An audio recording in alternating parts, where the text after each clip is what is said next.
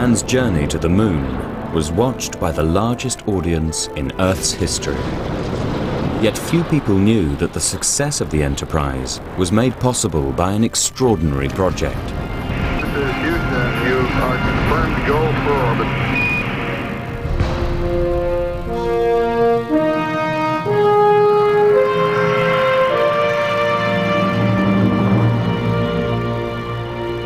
The Gemini program was a vital early move in the unofficial international space race.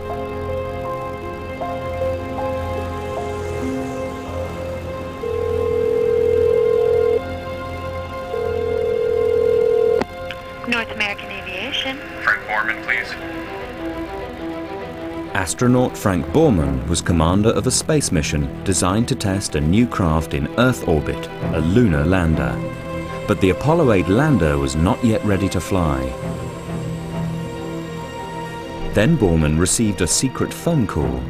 It came from his boss, Deke Slayton.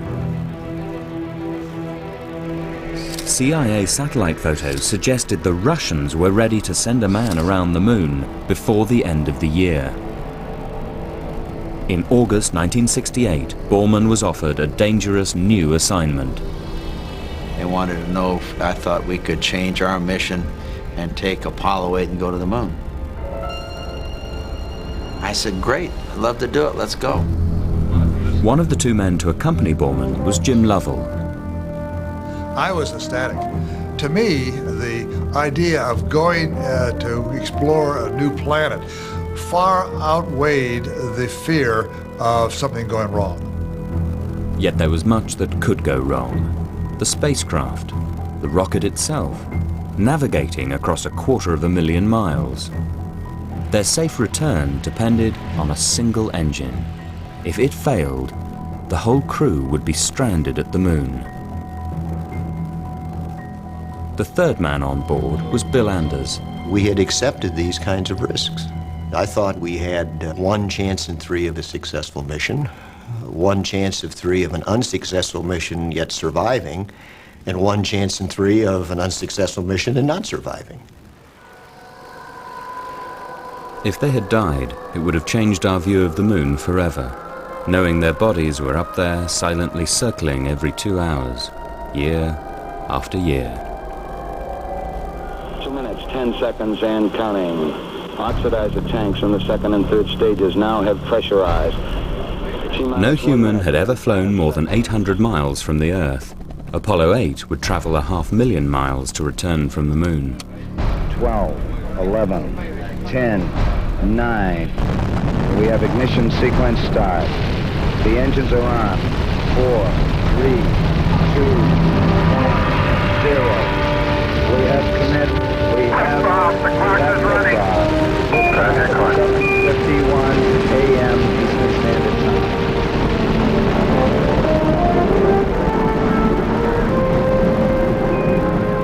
I was absolutely mesmerized by what was going on. I mean, all of a sudden you find out that, my God, the crew has left the Earth's environment.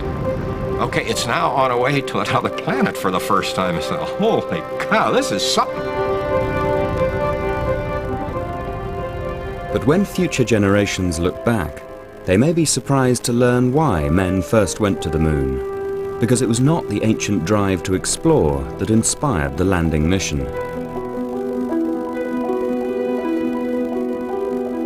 Any idea that the Apollo program was a great voyage of exploration or scientific endeavor is nuts. People just aren't that excited about exploration. They were sure excited about beating the Russians.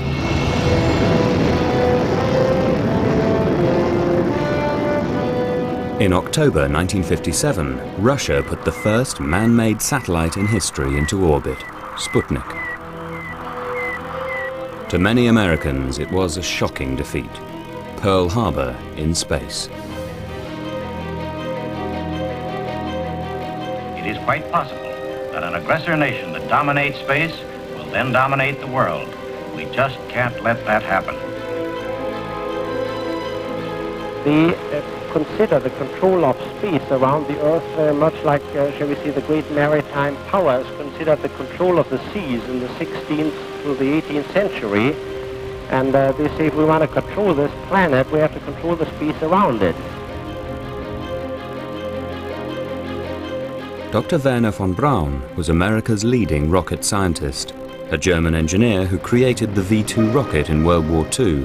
He later worked for the US Army. For years, von Braun had dreamt of exploring space. Thanks to the Russians, he got his chance. 9 months after Sputnik, President Eisenhower created the National Aeronautics and Space Administration, NASA. NASA announced Project Mercury, a program to put an American in space. These, ladies and gentlemen, are the nation's Mercury astronauts. The 7 Mercury astronauts became instant heroes, Cold War warriors ready to battle communism in space. Men like Alan Shepard and John Glenn were the public face of America's space program.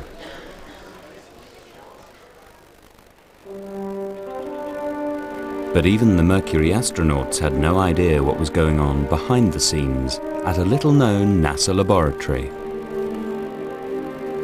The Langley Research Center in Virginia was where the journey to the moon truly began. Since the 1950s, unnoticed, a tiny group of engineers had already been planning the trips.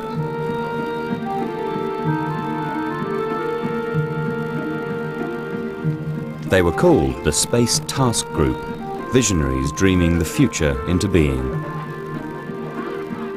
One of them, Dr. Maxime Faget, became a legend among engineers. He helped to create every American spacecraft, including today's shuttle. In 1958, he was designing the Mercury capsule. We expected to land on the moon sooner or later. Because it was so close and because everybody could see the moon, it made a very good target. In the 1950s, travel to the moon was about to become possible because of the rocket. Rockets had become more powerful in order to carry nuclear bombs. Rockets carrying liquid oxygen would burn fuel in an airless vacuum. They could now travel through space.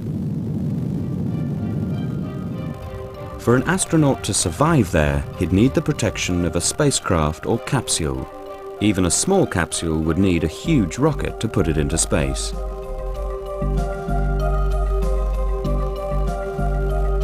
Overcoming gravity took enormous amounts of fuel, so the rocket was divided into stages. As each one burnt, its fuel tank dropped away, saving weight. By the time the capsule finally reached space, the rocket that took it there was gone. But NASA were not the only ones with such plans.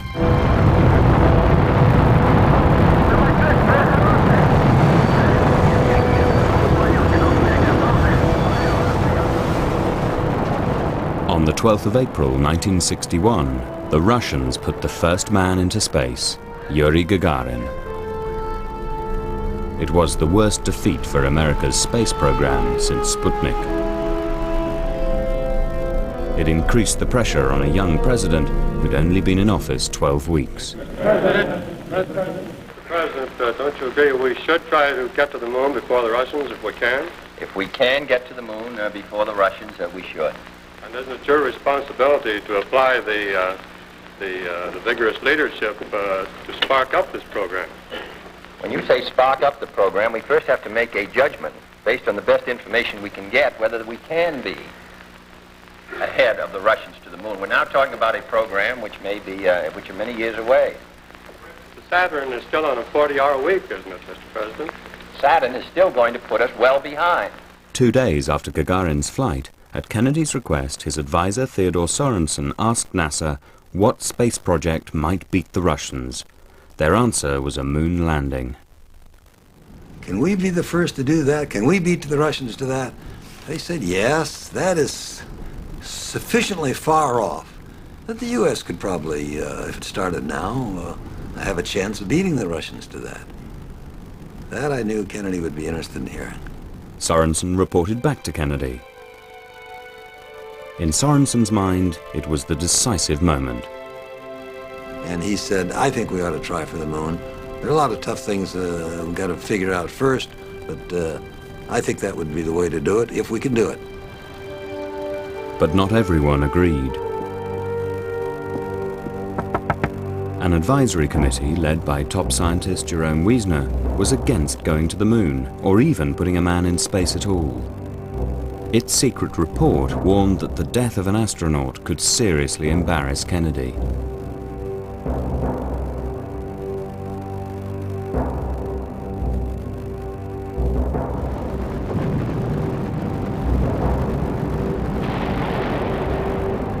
Kennedy would keep his moon decision quiet until NASA proved an American could go into space and come back alive.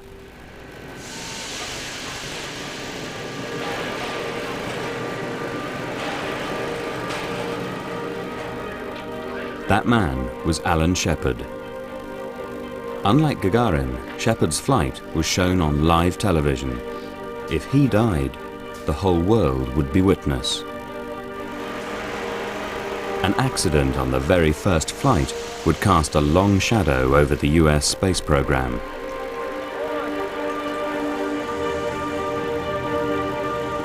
Once again, hearts are beating faster and people are tensing. The signs of the final minutes of countdown. 10, 9, 8, 7, 6, 5, 4, 3, 2, 1. Ignition. Lift off. Fire underneath the bird, and she's lifting clean. Ice coming off that redstone. You can hear the roar now. She's going up, bright flame underneath the rocket. That rocket is going up straight. The launch was perfect. For the next 15 minutes, the world held its breath. Oxygen is go.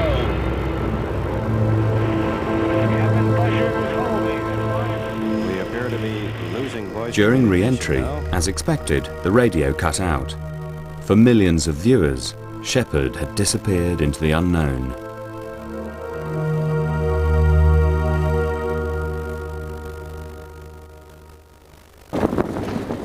Main chute is green. Main chute is coming unreefed and it looks good. This is it. You should hear the newsmen here right now. They are absolutely screaming and shouting. They've been jumping up and down. It is a tremendously successful thing. Shepard's flight created an enormous response. Kennedy would now make his moon decision public. I believe that this nation should commit itself to achieving the goal, before this decade is out, of landing a man on the moon and returning him safely to the Earth. No single space project in this period will be more impressive to mankind or more important for the long-range exploration of space. America was headed for the moon.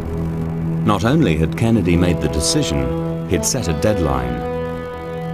Now it was up to the astronauts.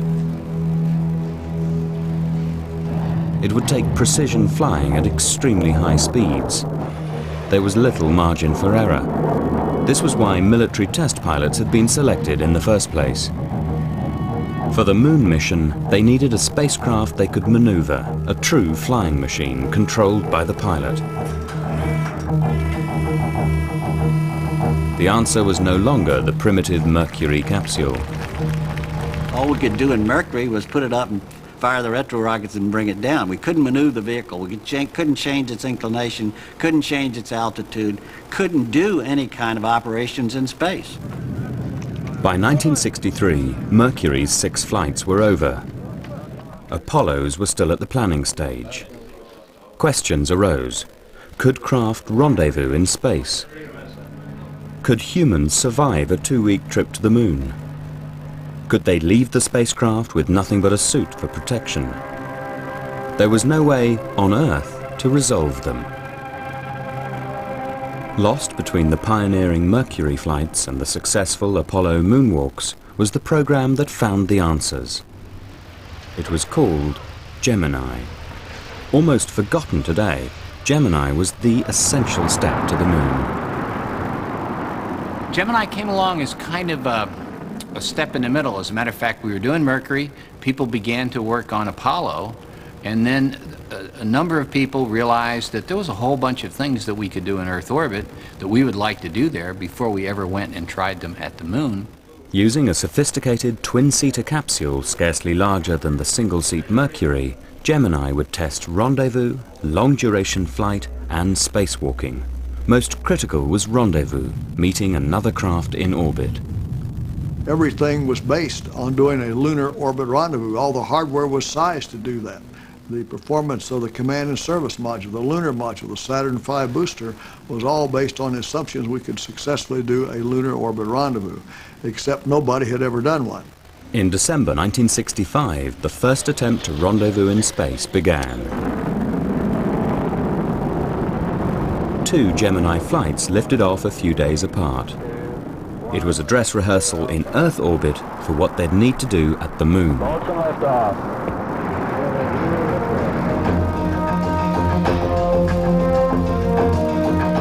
Wally Schirra and Tom Stafford played the part of a lunar lander.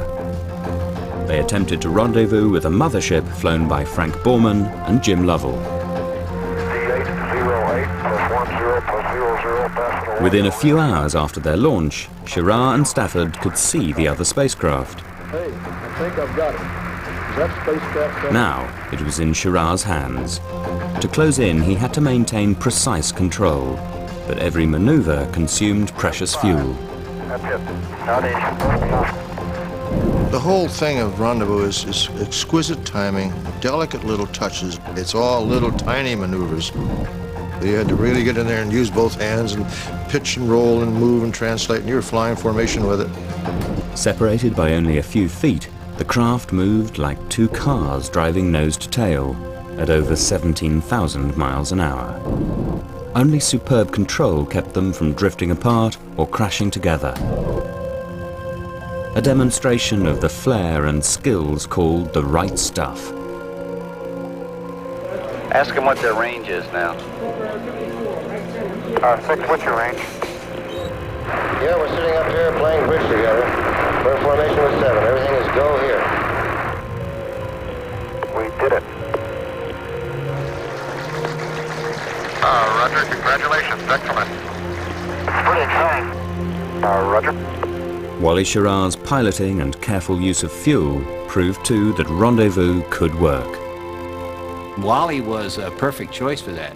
Went out of his way to do it by the book and exactly within and better than the fuel consumption estimates that had been made.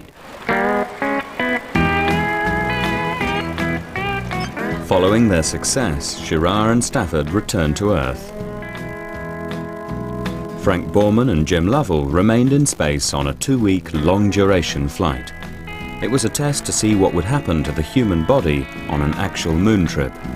By the time we flew on Gemini, they knew that your eyeballs weren't going to change. They knew you could drink. They knew you could sleep. The fears were just, could you perform after, say, a week in space up to the level that you expected to? We really didn't know how the body would sustain that long a period, and we had to know that in order to go to the moon. Unfortunately for Frank Borman, this flight was primarily a medical experiment run by doctors. One of the things that I learned in the NASA program, if you give the doctors an inch, they'll take a mile. So I launched with an EEG, needles stuck in my head and everything else you could think of. In 1965, Borman and Lovell were medical guinea pigs. They survived 14 days in weightless conditions, but even the doctors had no idea what would happen when they returned to gravity. Yeah, they were concerned on landing that when all of a sudden our hearts were pumping the blood in a 1G environment that we might have problems or pass out. Some of them even thought we'd die, but we never even got dizzy. I actually, for the first couple hours, actually had almost command my legs to say left, right. And my mother was watching on TV, and I later saw it on a film. It looks like I had my pants full because I was walking very, very deliberately. One thing when they got back on the carrier they noticed is that all the other people smelled a little funny. They'd been cooped up in this front seat of a Volkswagen for 2 weeks. By the time they got out of it, I think they were very happy to get out of it, although they didn't probably realize how bad it had gotten. So far, Gemini was a brilliant success. But the final challenge was to master movement outside the vessel. There was no point in going to the moon if you couldn't get out. NASA knew it, and so did the Russians. When cosmonaut Alexei Leonov became the first man to float in space, the race took on a new, risky dimension.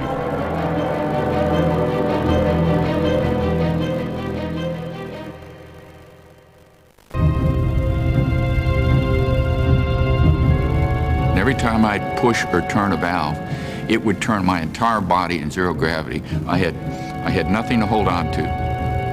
And we take for granted gravity because we can do that kind of work with ease if something is holding our feet to the ground. Nothing was holding me anywhere. Working in space was proving a tremendous strain. Within minutes, Cernan was sweating profusely. It was not at all what he and his commander, Tom Stafford, were expecting.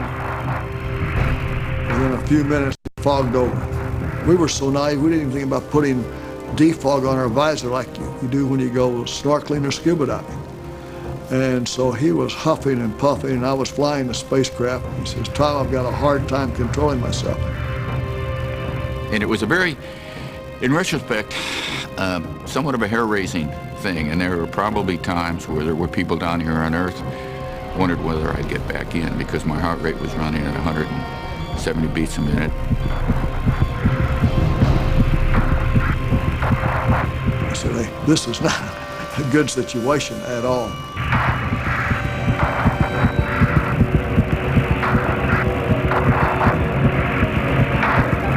NASA downplayed the concern, but hours before the flight began, Deke Slayton, head of the astronaut office, had spoken to Tom Stafford in private about the unthinkable.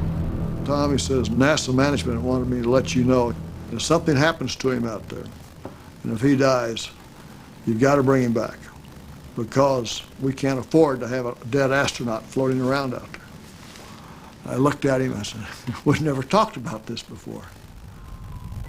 Cernan was fed oxygen from an umbilical hose that passed through an open hatch. Stafford had to pilot the spacecraft.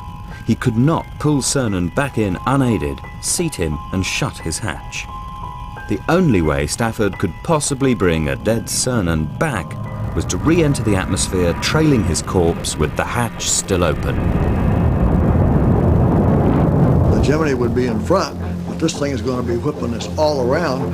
I says, and furthermore, I've got an open hatch, and all I have is this thin suit. I was in just one layer of nylon, and I've got 3,200 degree plasma coming a couple of inches right above my shoulders through that open hatch. So he's got 7 layers of insulation, but that's not going to help him too much. He's dead anyway, but I've got 1 layer here, and this plasma is going to come through the hatch. And then suppose we even get through all that, then a pilot chute comes out. Is that going to get snared with what's left of Cernan? And then here comes the main parachute out. Is that going to get snared and with what's left up there? And so here I'm going to plop down in the ocean with a hatch open. What happens then? And he says, "Well, what should I tell NASA management?" And I said, "Probably I'll cut him loose. If he really is dead, I'll do all I can. But if he's dead, there's a good chance you're going to jeopardize the spacecraft and me too." Stafford was just going to literally have to cut the cord, and I might still be a satellite out there traveling through the sky 20, 30 years later. For Stafford, the unthinkable had become all too real. Forget the spacewalk. All he cared about now was saving Cernan's life. So I called the ground and the contact said, "I've called it quits. I'm going to get him back in before we go into the next night time." Got him in. Finally, he just couldn't hardly move. And then when he opened his visor, he was absolutely pink, like he'd been in a sauna about an hour too long. The next day we landed, and they flew the suit right back to Houston. They had over a pound or a pound and a half of water out of each boot. But he lost, I think, 10 and a half pounds in 2 hours and 5 minutes outside. The next 2 attempts at extravehicular activity, EVA, were scarcely any better. Everybody forgot Newton's third law of motion. To every action, there's an opposite and equal reaction. And when they touched the spacecraft repelled them. As engineers, we started saying, look, we've had 3 missions where the EVAs didn't go well. What was wrong? Then we had a science advisory team step in and say, look, your entire principles of EVA are wrong. How you train, how you prepare the crew, the kinds of tools and instruments that you use. The following capsule was equipped with special handholds and footholds to anchor the spacewalker in place. But the biggest improvement was neutral buoyancy training, practicing underwater, the closest environment on Earth to weightlessness. On the final Gemini flight, the new training and tools made all the difference. What had been nearly impossible was now easy for astronaut Buzz Aldrin. I felt that it was a piece of cake outside, just moving very slowly. There was no challenge. Certain things come naturally. You decide that you're going to move in a certain way and you need leverage, so you just don't allow yourself to get out of position. And you know, it just takes a little bit of patience and understanding.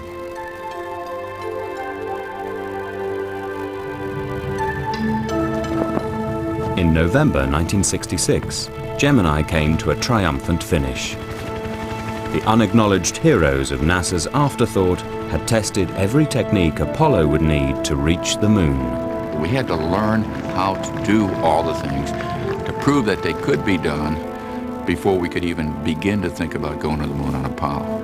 And Gemini, in its own historical context, was perhaps as important as Apollo, because without Gemini, there would have been no Apollo. We had finally figured out how to do EVAs without fogging up the visors. We'd figured out how to do rendezvous. We figured out how to do long-duration flights. Now, suppose we'd never done any of this. Say, whoopee, we're going to the moon, and never done Gemini. It would have been a disaster.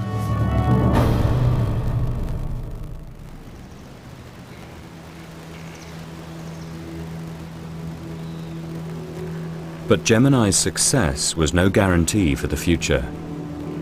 Locked away in an anonymous building at the Langley Research Center are the physical remains of one of the space race's darkest hours.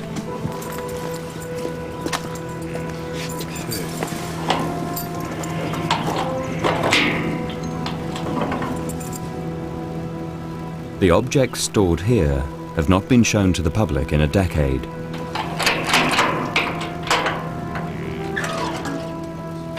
Once they were evidence.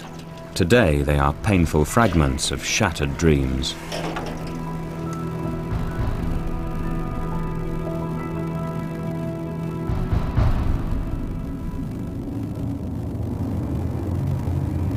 In 1967, the high hopes of America's moon program were all riding on this spacecraft. Its maiden voyage, the first flight of Apollo, was supposed to bring the moon within easy reach.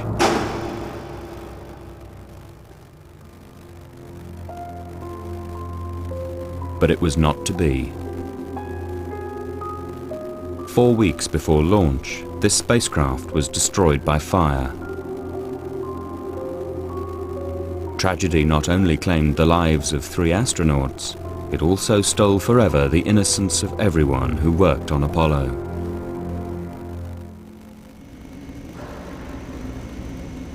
In January 1967, just 10 weeks after Gemini ended, the new Apollo spacecraft prepared for its first test flight. The crew was Gus Grissom, Ed White, and Roger Chaffee. Chaffee was the new boy. This would be his first flight. Ed White had flown once in Gemini. He was the first American to walk in space. Gus Grissom, one of the Mercury 7, was the most experienced. This would be his third flight, and he intended to go even further. Gus, what do you think your chances are for an Apollo flight? I think they're pretty good. I expect to be around for most of the Apollo program. You think you will one day make one of the trips to the moon, then? I'm planning on it. Shortly before launch, there were 2 critical tests. One was for leaks. The capsule was sealed and the pressure inside pumped up to see if it held.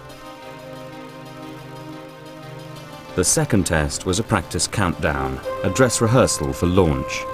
The crew was in the capsule, the hatch sealed, and the spacecraft filled with pure oxygen. To save time, NASA did both these tests at once. They increased the pressure to 15 pounds per square inch, while the crew was inside in pure oxygen. The combination was lethal. We had 15 psi of pure oxygen in that spacecraft. And at 15 psi of oxygen, aluminum burns. After years of doing this test on every single Mercury and Gemini capsule, NASA had become complacent about pure oxygen at high pressure. On January the 27th, 1967, their luck ran out. There were communication problems, and Grissom was frustrated. You copy? No, I didn't read your chuck at all. I can't read your chuck. You want to try the phone? Hey, how are we going to get to the moon? We can't talk between three buildings. I can't hear him like you're saying. Jesus Christ. Did you guys talk together up there at the command module? I said, how are we going to get to the moon? We can't talk between two or three buildings. Ironically, the end of the test was to be an emergency escape drill, but it never got that far. At 6:31 p.m., somewhere in the miles of wire, a spark jumped.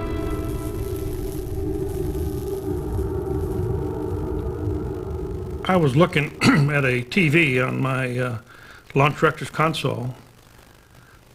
I saw a flash, and the spacecraft really burst into flames. We heard these screams in the intercom coming from the spacecraft, and we heard the people on the pad yelling about a fire. In the high-pressure oxygen, the fire quickly became an inferno. Seated in the middle, Ed White was desperately trying to release the hatch, but the hatch opened inwards. When the spacecraft was pressurized, there was no way Ed White could pull that hatch inward. I mean, there was tons of force holding that hatch closed. It took pad technicians 5 minutes to get the hatch open. And when they did, our crew had expired.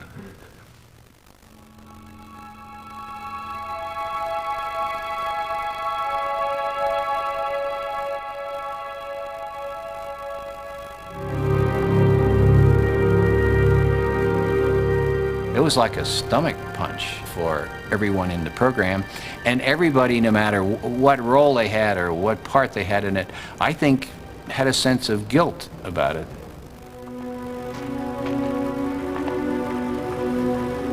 Somewhere along the line, one of us must have missed something, and therefore we let our crew down.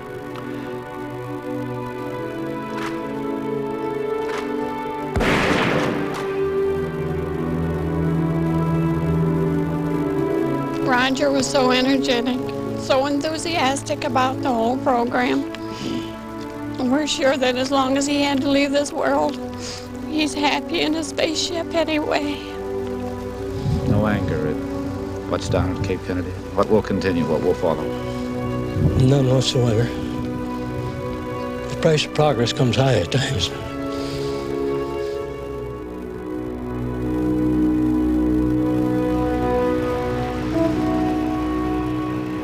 In the aftermath, NASA conducted a painstaking investigation. It found the spacecraft was full of design flaws and sloppy workmanship.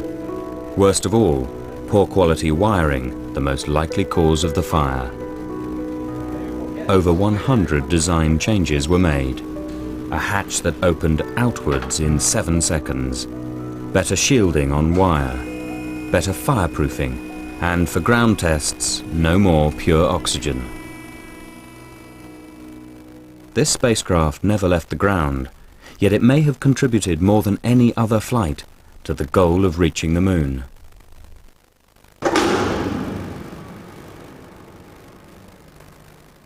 I hesitate to say this, but I have to say it.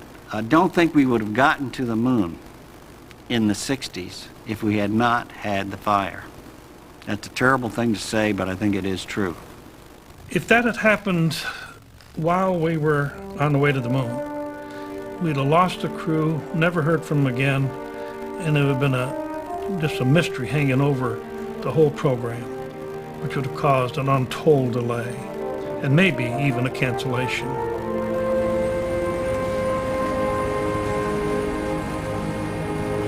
No matter how improved the new spacecraft was, it still could not reach the moon without a huge and powerful rocket, the Saturn V.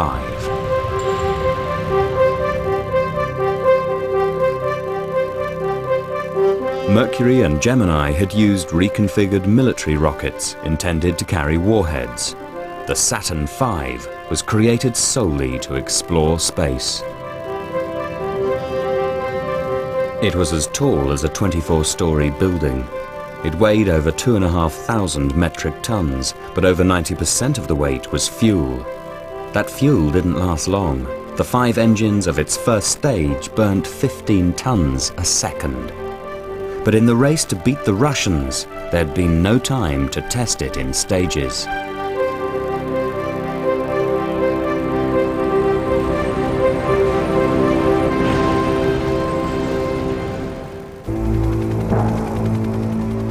The Saturn V was as powerful as a small nuclear bomb. Thousands of parts had to work perfectly or it could explode. Vast mechanisms had to function with split-second timing. A giant steel gantry wielded 9 enormous service arms. 5 remained connected until the rocket started to move. Under the launch tower, a huge flame deflector channeled exhaust to the sides. Without it, the hot gases would rebound and the rocket would destroy itself. 4 hold-down arms restrained the rocket until it had correct thrust. When the arms released, they all had to let go within 50 milliseconds, or the Saturn would tip over. Then the 5 remaining swing arms, 20 to 30 tons each, had to retract in seconds. The bird has to climb some 2 inches before the arm starts to swing. And that's an emotional time, I must tell you.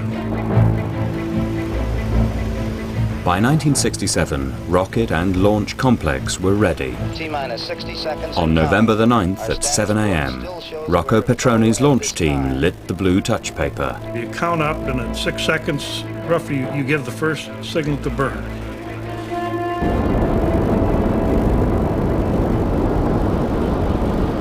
Five, 4, we have ignition.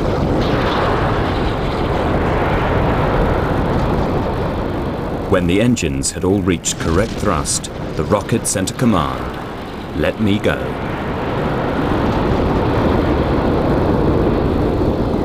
The hold-down arms released, the swing arms retracted.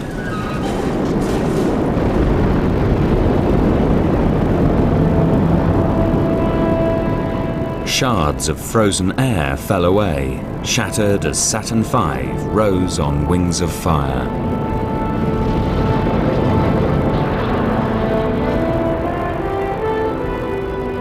You can see the triumph in some of our faces when it actually went off properly. I was with Werner and some of his team there, and they said, "We just can't believe it. It all worked." To me, it was the opening of the space age. Once we had that bird launched, I knew then it was just a matter of time until we got to the moon.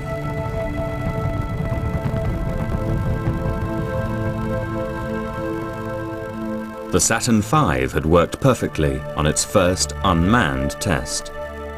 In little more than a year, Frank Borman, Jim Lovell and Bill Anders would undertake the hazardous assignment accepted so lightly after the mysterious summons by their boss.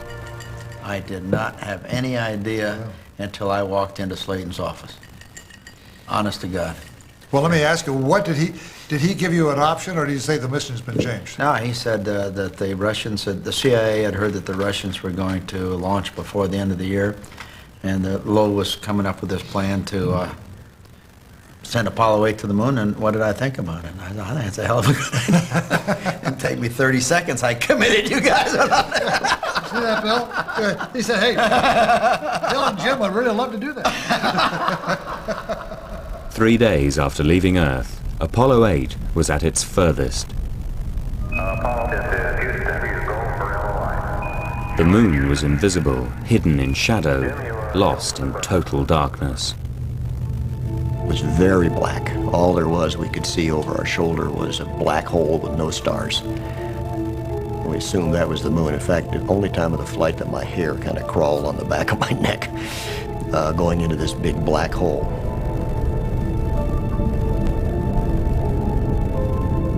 Mission planners had calculated the precise instant the crew should be able to see the moon emerge into sunlight, if everything was going smoothly. One of the things that would tell us if we were on track or not was a certain point in the flight plan when we'd look down and see the sunrise impacting the lunar surface. And I remember the awe that I had for the people that had done all this calculation. At the exact second we were supposed to see it, there it was. Something caught my eye out of my window.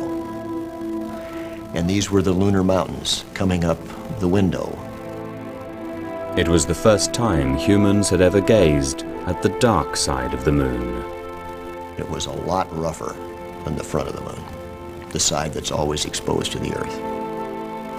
We were like three school kids looking into a candy store window. Our noses were pressed against the glass. We forgot the flight plan. Then something happened that no one had predicted.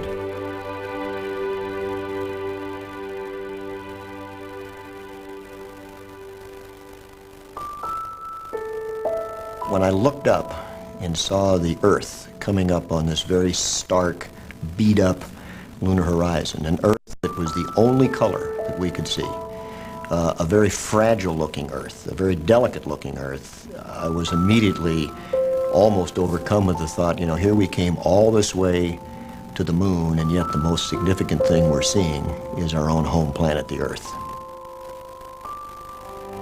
Their mission was to photograph the moon. Instead, all three men focused on the Earth. Bill Anders took the picture that showed humanity its home as it really is. Earthrise. All of the views of the Earth from the moon have let the human race and its political leaders and its environmental leaders and its citizenry realize that we're all jammed together on one really kind of dinky little planet, and we better treat it and ourselves better, or we're not going to be here very long. It was Christmas. NASA had planned a live television broadcast from around the moon. We were told that we would have the largest audience that ever listened to a human voice when we made our TV broadcast from the moon on Christmas Eve. And the only instructions that we got from NASA, do something appropriate. The largest audience in history, the first words from another world. The choice was a dilemma. I didn't want to take the time to worry about that when we had so much else. And Cy Borgen, who was a friend of ours with the U.S. Information Agency, suggested, how about reading from Genesis? So that's how it happened. We are now approaching lunar sunrise, and for all the people back on Earth, the crew of Apollo 8 has a message that we would like to send to you. In the beginning, God created the heaven and the earth. And the earth was without form and void, and darkness was upon the face of the deep. And the Spirit of God moved upon the face of the waters. And God said, "Let there be light." And there was light. And God saw the light, that it was good. And God divided the light from the darkness.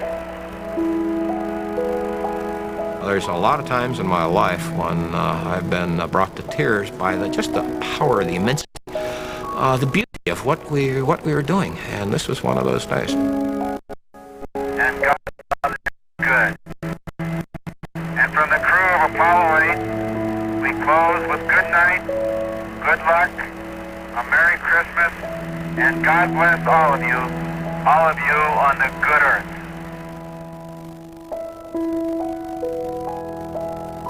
As soon as the thing was cut off. We got to the ground. I said, "Did you get all that?" They said, "Yeah." "Did it come in fine?" "Yes." "Okay, now give us the instructions for getting home." Getting home depended on a single engine. There was no backup. If it failed, they'd be stuck on the moon without hope of rescue. That caught my attention a lot. We knew we would be there forever if, indeed, that engine didn't work again. So that was a sobering thought.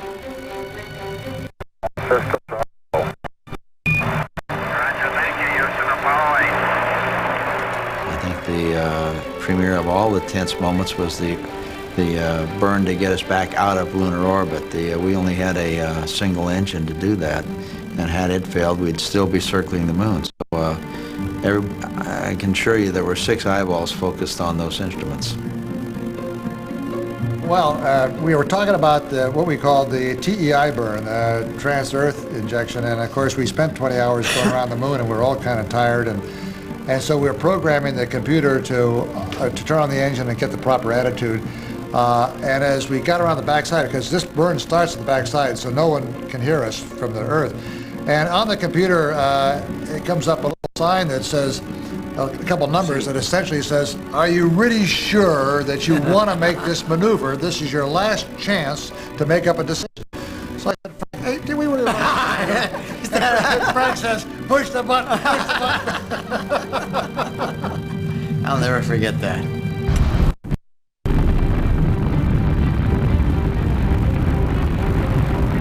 Engine fired.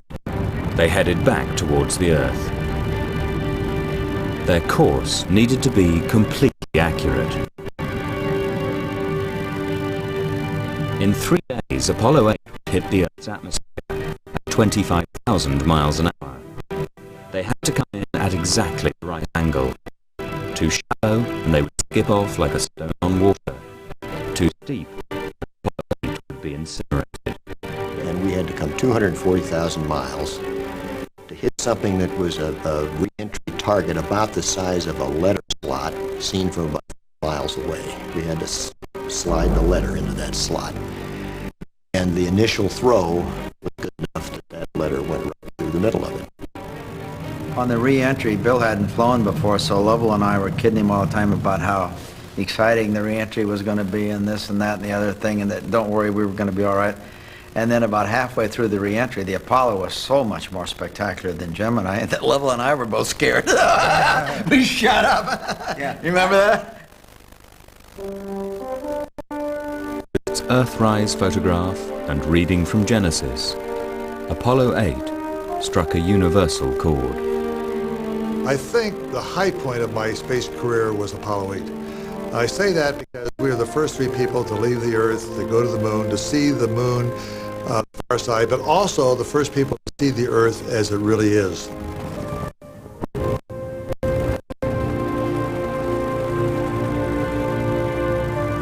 It had accomplished its original mission too. It had reached the moon before the competition. Realizing that we had done our job well, that we beat the Russians to the moon, and there was no doubt in my mind now that the rest of the program was going to work. I had a feeling almost of euphoria. I was so pleased. I was so thankful for, because let's face it, God must have been looking after us, or we wouldn't have made it. So it was a very, very, very religious experience for me. Bill had an interesting comment when we landed, because someone, while we were waiting to be picked up, someone had called from the ship or the helicopter and said, is the moon made out of green cheese? Yeah. And Bill says, nope, it's American cheese. Geez, I remember that like yesterday. Yeah. The men of Apollo 8 stood on the shoulders of the unsung heroes of previous missions. The great dream lay within grasp, a man on the moon.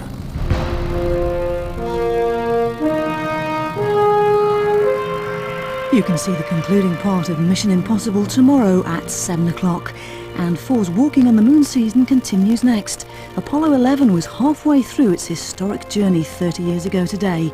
Real-time Apollo looks at events in space and here on Earth.